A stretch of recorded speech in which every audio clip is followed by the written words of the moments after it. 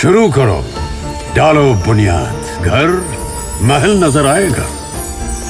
Wonder लाइए, wonder अपनाइए, फर्क नजर आएगा। वंडर सीमेंट, फर्क नजर आएगा। नमस्कार, मैं हूं रविंद्र जैन और आप देखना शुरू कर चुके हैं सबकी खबर। आज मैं बात करूंगा मध्य प्रदेश की शराब नीति को लेकर। दरअसल मध्य प्रदेश की शराब नीति ने इस समय पूरे प्रदेश के छोटे से बड़े शहरों की सड़कों को मैखाने में बदल दिया है। आप जहां देखिए वहां शराब की बोतलें मिलेंगी, जहां देखिए आपको शराब पीते हुए लोग मिलेंगे। आखिर एक भगवाधारी साध्वी पत्थर उठाती है और मध्य प्रदेश की शराब नीति बदल जाती है। दूसरी ओर उत्तर प्रदेश में तो आपने भगवाधारी महंत को ही मुख्यमंत्री बना रखा है, लेकिन वहाँ किसी का पत्थर काम नहीं आता है। वहाँ उन्होंने जो तय कर लिया वो होता है। आज मैं कोशिश करूँगा मध्य प्रदेश और उत्तर प्रदेश की शराब नीति की तुलना भी करूँगा, लेकिन हमें लगता है कि हमने मध्य प्रदेश में शराब नीति को नैतिकता में बदल दिया है और इस नैतिकता ने पूरी जनता को परेशान करके रख दिया है। आप थोड़ा सा सोचिए, विचार करिए। आगे बढ़ने से पहले मैं इतना स्पष्ट कर दूं कि मैंने आज तक शराब का ना तो सेवन किया है और ना ही मैं इस बुराई के साथ अटैच हूँ। मैं हमेशा शराब को एक बुराई ही मानता हूँ, लेकिन जो सच है वो सच है। हमने सुना है अनादिकाल से ये जो मद्य का सेवन होता आया है और अनादिकाल तक होता रहेगा, लेकिन इसको लेकर सरकार की जो नीतियाँ हैं उस पर पुनर्विचार की क्या आवश्यकता है, आज मैं सिर्फ ये बात करना चाहता हूँ। लगभग 2012 या 13 की बात है जब मध्य प्रदेश के तत्कालीन मुख्यमंत्री को एकदम सनक उठी थी। मैं सनक शब्द का उपयोग जानबूझ के कर रहा हूँ क्योंकि वे लोकप्रियता के लिए कुछ भी कर सकते थे। यदि लोकप्रियता के लिए मध्य प्रदेश के खजाने को कोई चोट भी पहुँचती है तो उन्हें कोई दिक्कत नहीं थी। और उन्होंने एक फैसला कर लिया कि मध्य प्रदेश में कोई भी नई शराब डिस्टिलरी नहीं खुलेगी, नई ब्रेवरीज नहीं खुलेगी। और आप सोचिए 2012-13 में अंतिम डिस्टिलरी खुली। अब मध्य प्रदेश की आबादी उस समय थी 7 करोड़, आज 9 करोड़ है। आप सोचिए, क्या शराब का उत्पादन नहीं बढ़ा है? क्या शराब की तस्करी नहीं बढ़ी है? तो जब शराब का उत्पादन बढ़ा है तो आपने नई फैक्ट्री को खोलने से क्यों रोका है? क्या डॉक्टर मोहन यादव जी इस पर विचार करेंगे? मध्य प्रदेश में, पूरे मध्य प्रदेश में आप विश्वास करेंगे केवल 10 डिस्टिलरी हैं और 3 बियर बनाने की फैक्ट्री हैं। टोटल 13 फैक्ट्री हैं। आप उत्तर प्रदेश में देख लीजिए, दोनों मिला लें तो 100 से ज़्यादा हैं। तो मध्य प्रदेश में ऐसा क्या है कि शराब का उत्पादन तो बढ़ेगा, लेकिन बनाएंगी वही फैक्ट्रियां जिनको लाइसेंस है, और नए लाइसेंस हम देंगे नहीं। तो ये जो पॉलिसी है ये समझ से बाहर है। इससे आर्थिक नुकसान भी हो रहा है, आपको परिवहन की दिक्कतें भी हो रही होंगी। लेकिन क्या कारण है कि सरकार इस पॉलिसी को बदलना नहीं चाहती? इसके अलावा हमने तय कर लिया शराब की दुकानें 3400 ही होंगी। 3400 दुकानें हैं। उत्तर प्रदेश चले जाइए, वहाँ 35,000 दुकानें हैं। उत्तर प्रदेश की एक पॉलिसी है, शराब पॉलिसी का एक पार्ट है जो मुझे आज किसी ने बताया। उनका कहना है कि यदि किसी जिले में 50 लीटर से ज़्यादा अवैध शराब जब्त हो जाए तो कलेक्टर को अधिकार है 2 नई दुकान खोलने का। मतलब वहाँ दुकानें खोलने से परहेज नहीं है। हमारे यहाँ दुकानें खोलने से परहेज है। बेशक उन दुकानों के बाहर खुल के शराब सड़क पे पी रहे हैं लोग। अहाते बंद करा दिए गए हैं क्योंकि दीदी ने पत्थर उठा लिया था। कम से कम अहाते में एक जगह बैठ के पी रहे थे, अब खुलेआम सड़क पर पी रहे हैं। अब कौन देखेगा इस चीज़ को? कौन देखेगा? आज सवाल ये है। आपने देखा होगा कि शनिवार को सीहोर में एक कार्यक्रम हुआ था, कुछ फैक्ट्रियों का भूमि पूजन और कुछ का शिलान्यास और कुछ का उद्घाटन जो भी वहाँ हुआ है। वहाँ एक फैक्ट्री आई है, माल्ट की फैक्ट्री, माल्ट बनाने की। ये अनाज से बनाया जाता है, एक ऐसा पदार्थ जो शराब में उपयोग होता है।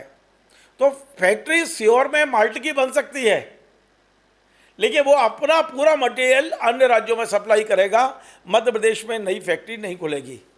ये मतलब थोड़ा सा समझ से बाहर है। आप 10 डिस्टिलरी को लगातार उत्पादन बढ़ाते जा रहे हैं उनका, वो अपनी उत्पादन क्षमता से ऊपर जा रहे हैं, लेकिन आप नई डिस्टिलरी की अनुमति नहीं दे रहे हैं। नई डिस्टिलरी की अनुमति देंगे तो नए रोजगार मिलेंगे, नए स्थान पर जाएंगे। लेकिन आप नहीं दे रहे हैं क्योंकि आपने कह दिया हमने तो नई डिस्टिलरी खुलने नहीं दी। तो क्या इससे शराब की तस्करी रुक गई? क्या इसकी शराब से की बिक्री रुक गई? क्या इससे वाकई शराब का जो व्यवसाय है वो हतोत्साहित हुआ है क्या? इसका रिव्यू कौन करेगा? आज मैं कोई शराब दुकानदारों के पक्ष में या शराब की फैक्ट्रियों के पक्ष में नहीं हूँ। मैं उस नीति के खिलाफ हूँ जिसने मध्य प्रदेश की सड़कों को हमारा बियरबाना बना के रख दिया है, मैखाना बना के रख दिया है। और मैं उस नीति के भी खिलाफ हूँ कि आप उत्पादन तो बढ़ाइए लेकिन फैक्ट्री 10 ही होंगी।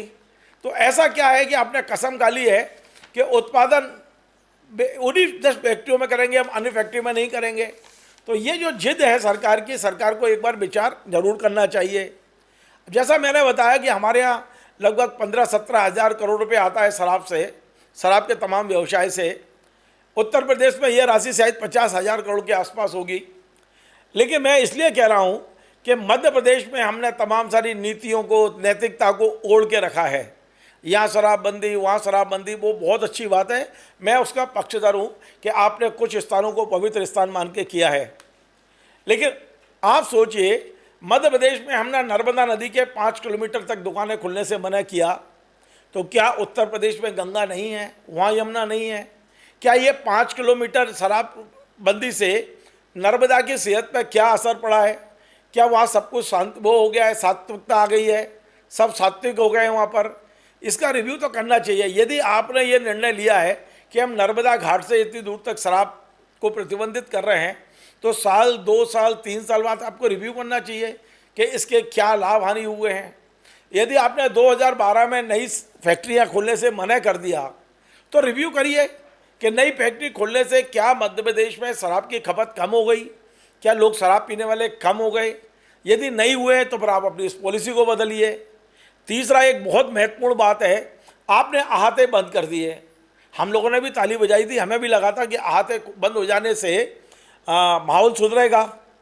लेकिन आज देख लीजिए आप, आज मध्य प्रदेश के मुख्यमंत्री डॉक्टर मोहन यादव के निवास से आप थोड़ा सा पैदल चल के पॉलिटेक्निक चौराहे आ जाइए। ये मेरे ऑफिस से एकदम कुछ कदम की दूरी पे है। सवेरे 8 बजे से रात को 10 बजे तक ढेर सारे शराबी सड़क पर बैठ के शराब पीते हैं, मुख्यमंत्री निवास से कदमों की दूरी पर। तो फिर ऐसी पॉलिसी का क्या फ़ायदा? इससे तो अहाते ठीक थे कि अहाते में बैठ के पी लेते थे, घर जाते थे, नहीं जाते थे। यहाँ तो खुलेआम, आप देखिए किसी भी शहर में, किसी भी गांव में, किसी भी कस्बे में चले जाइए, आज सड़कें मैखाना बन चुकी हैं। इसको कौन देखेगा? ऐसी क्या जिद है कि मध्य प्रदेश में 3,400 से 3,401 दुकान नहीं होगी? शराब की दुकानें बढ़ाने में आपको दिक्कत क्या है? कि ये जवाब किसी के पास नहीं है। बात यह है कि हमने नैतिकता ओढ़ ली है। हमें भारतीय जनता पार्टी की सरकार है, नैतिकता की सरकार है, और यहाँ भगवाधारी साध्वी ने विरोध किया है। लेकिन उत्तर प्रदेश में तो आपके महंत जी हैं, उनकी पॉलिसी देख लीजिए, थोड़ा सा उसका भी अध्ययन कर लीजिए। आपको लगता है आम आदमी कैसे इन शराबियों से बच सकता है, उसका कोई तरीका निकालिए। शराब का अवैध परिवहन हो रहा है, उसका कोई तरीका निकालिए। यदि इसको निकालने के लिए यदि आहते खोलने पड़े तो आहते खोलिए। मैं नहीं कह रहा हूँ कि आहते खोलिए, हमने तो ताली बजाई थी। लेकिन आज देखिए, आहते बंद हो जाने के बाद सड़कें आहते बन गई हैं, इसका तो दुख है ना। आप नई फैक्ट्रियों को क्यों बैन लगाया है? क्या 2012 से लेके 2025 तक क्या ऐसी कोई कमेटी बनाई गई जो अधिकारियों की हो, जिसमें सामाजिक कार्यकर्ता हों, जिसमें आम लोग हों, कुछ महिला प्रतिनिधि भी हों, और उनकी कमेटी ये रिव्यू कर ले कि नई फैक्ट्रियां ना खोलने से क्या मध्य प्रदेश में शराब की खपत कम हुई है? क्या मध्य प्रदेश में लोगों को शराब पीने की आदत कम कर ली हमने? यदि नहीं कर पाए हैं तो क्या इस पॉलिसी को बदला जाएगा? ये भी तय करना चाहिए कि क्या आहते बंद हो जाने के बाद आम आदमी को परेशानी खत्म हो गई है आहते बंद होने से, या और परेशानी बढ़ी है? ये रिव्यू कौन करेगा? मुझे लगता है कि इन तमाम सारे मुद्दों को एक ऐसी कमेटी बनाए जिसमें सामाजिक कार्यकर्ता हों, आम लोग हों, हमारी माता बहनों का प्रतिनिधित्व उसमें हो, और सारा के सारा रिव्यू करना चाहिए शराब के मामले को लेकर। सरकार में बैठे हुए कुछ लोग सनक के आधार पर जो फैसले लेते हैं, इससे मध्य प्रदेश का हित नहीं होगा। या एक हमारी साध्वी दीदी एक पत्थर फेंकती हैं और सरकार की पॉलिसी बदल जाती है, इससे भी मध्य प्रदेश का हित नहीं होगा। समग्र विचार करना होगा, समग्र पूरी शराब नीति पर। मैं कह रहा हूँ कि कुछ लोग कहते हैं कि शराब बंद करा दी जाना चाहिए। यदि उस पर भी निर्णय लेना है तो आप ले लीजिए कि मध्य प्रदेश में पूरी तरह शराब बंदी हो, लेकिन फिर ऐसा नहीं होना चाहिए कि जिन राज्यों में शराब बंदी है वहाँ शराब महंगी हो गई। शराब सब जगह मिल रही है, क्या अहमदाबाद में शराब नहीं मिल रही है, पटना में नहीं मिल रही? शराब सब जगह मिलती है, वहाँ महंगी हो गई है, वहाँ तस्करी हो गई जाती है, वहाँ कहीं ना कहीं इस तरह का। तो ये सारी चीज़ों पर इस बार मोहन यादव की सरकार को एक बार मध्य प्रदेश की शराब नीति को लेकर कोई अच्छी कमेटी बनाना चाहिए। संघ के लोगों को भी शामिल करना चाहिए। मैं तो कहता हूँ राष्ट्रीय स्वयंसेवक संघ के जो अनुभवी लोग हैं उन्हें भी शामिल करिए, क्योंकि समाज में वे लोग काम करते हैं नीचे तक, उन्हें समाज की शिकायतों का, दिक्कतों का बहुत गहराई से अनुभव रहता है। आप अपने राजनीतिक पार्टी के लोगों को भी शामिल करिए, सभी राजनीतिक दलों को, आप समाज के विभिन्न वर्गों को शामिल करिए और उसके बाद तय करिए कि हमें क्या मध्य प्रदेश में पूरा शराबबंदी करनी है, क्या मध्य प्रदेश में आते खोलना चाहिए, क्या मध्य प्रदेश में नई शराब फैक्ट्रियों के बारे में हमने जो सन की भरा निर्णय ले लिया है। सन की भरा निर्णय में बार बार बोल रहा हूँ और वो इसलिए बोल रहा हूँ कि भाई उसके बाद शराब बंद हो जाना चाहिए थी, खपत कम होना चाहिए थी। डिस्टिलरी ना खोलने से क्या शराब कम हुई है? क्या बल्कि तस्करी बढ़ी है, 2 नंबर का काम बढ़ा है, इसमें लोग नेताओं की जेबें भर रही हैं। तो ये सब चीज़ों पर एक बार रिव्यू होना चाहिए। मैं आज खबर सिर्फ इसलिए बना रहा हूँ कि जब 2 दिन पहले सीहोर में फैक्ट्री का उद्घाटन, माल्ट फैक्ट्री बनाने की शुरुआत हो रही है, तो क्या वो माल्ट सीधा दूसरे राज्यों में जाएगा?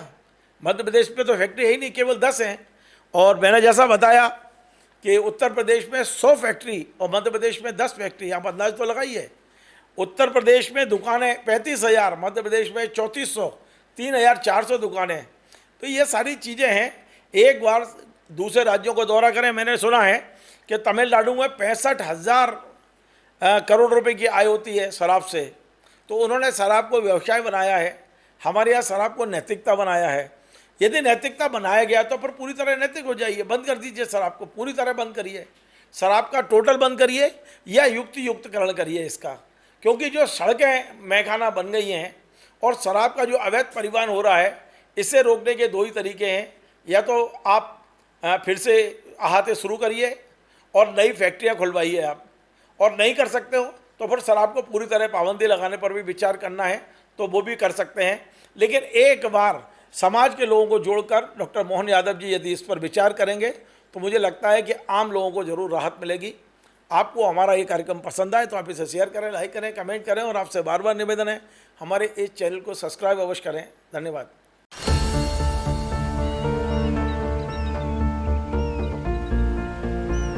जो बनकर मेरा हमसफर आएगा, सिर्फ उसी को फर्क नजर आएगा। शुरू करो, डालो बुनियाद, घर महल नजर आएगा। वंडर लाइए, वंडर अपनाइए, फर्क नजर आएगा। वंडर सीमेंट, फर्क नजर आएगा।